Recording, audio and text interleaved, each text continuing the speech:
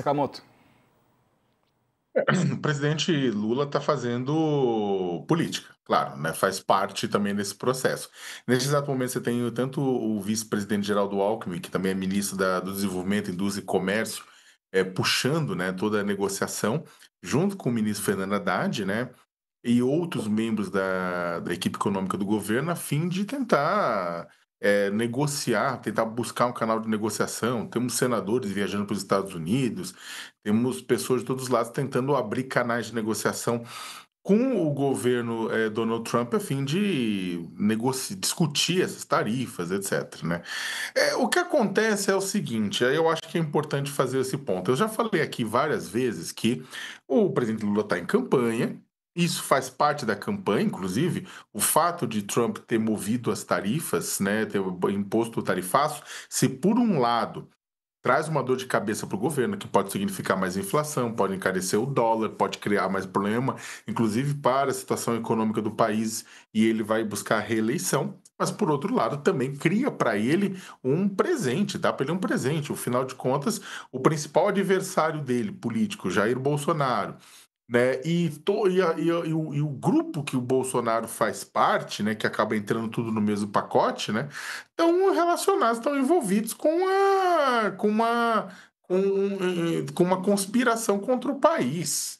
Então, isso, na verdade, para o Lula é importante, né? Que, ou seja, traz para ele algo positivo, que é o quê? Fala assim, olha, tem uma traição ocorrendo contra o Brasil, e isso é fato.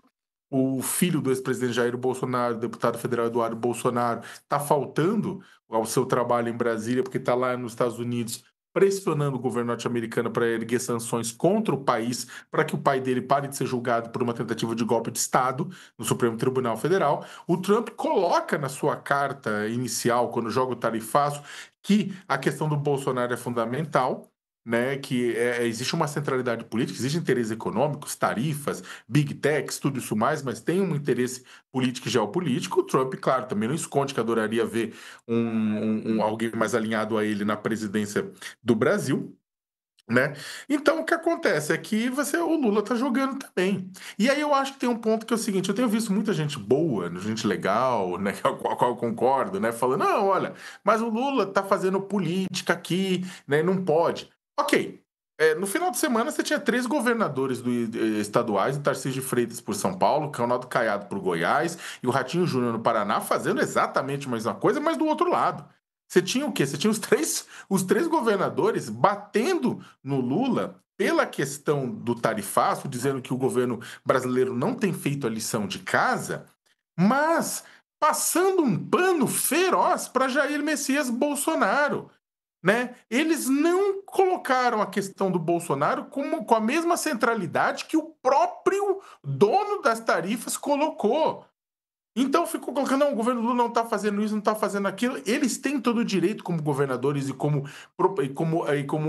pessoas que ambicionam o Palácio do Planalto a fazer a crítica ao seu adversário. Então pode criticar o Lula à vontade, ninguém está falando isso. O estranho é a passação de pano para Bolsonaro. No máximo você teve o Ratinho Júnior falando nesse evento da XP Investimentos, com uma plateia que estava alinhada ideologicamente aos 3 governadores, que é também antipetista, falando o seguinte, olha, o Ratinho Júnior no máximo falou, não, a relação comercial entre o Brasil e os Estados Unidos está acima de Jair Bolsonaro. Não, mas o próprio Trump disse que não está. E os governadores deveriam bater nessa tecla e falar o seguinte, olha, é o seguinte, a gente pode até ser do mesmo campo político, mas a gente discorda do que Eduardo Bolsonaro vem fazendo lá fora, discorda de que haja uma pressão em cima do Brasil usando o Bolsonaro. Não pode, e o STF não pode ceder, e o governo não pode ceder, e o Congresso Nacional não pode ceder para anistia coisa nenhuma. E os governadores não falaram isso. O que acaba me preocupando, e aí eu finalizo com isso, Diego, que me preocupa muito no final das contas. Por quê? Porque a gente está falando de pessoas que ambicionam, como eu falei, o Palácio do Planalto, né? Então dá para confiar, eles querem alcançar a presidência da República, dá para confiar que uma vez lá eles não vão se curvar a uma potência estrangeira quando ela obrigar economicamente o nosso país a seguir a vontade dela? né? Ou seja, cadê essa parte da discussão sobre a soberania? Cadê essa parte da discussão sobre determinadas coisas? Julgar, eles podem discordar do julgamento do Bolsonaro, mas é uma questão que eles têm que discutir, têm que fazer aqui dentro. Eles podem ser a favor da aprovação da anistia, mas isso é uma questão que tem que fazer aqui dentro. Não é admissível uma potência estrangeira se meter nos negócios nacionais, independentemente do que a gente concorda ou deixa de concordar.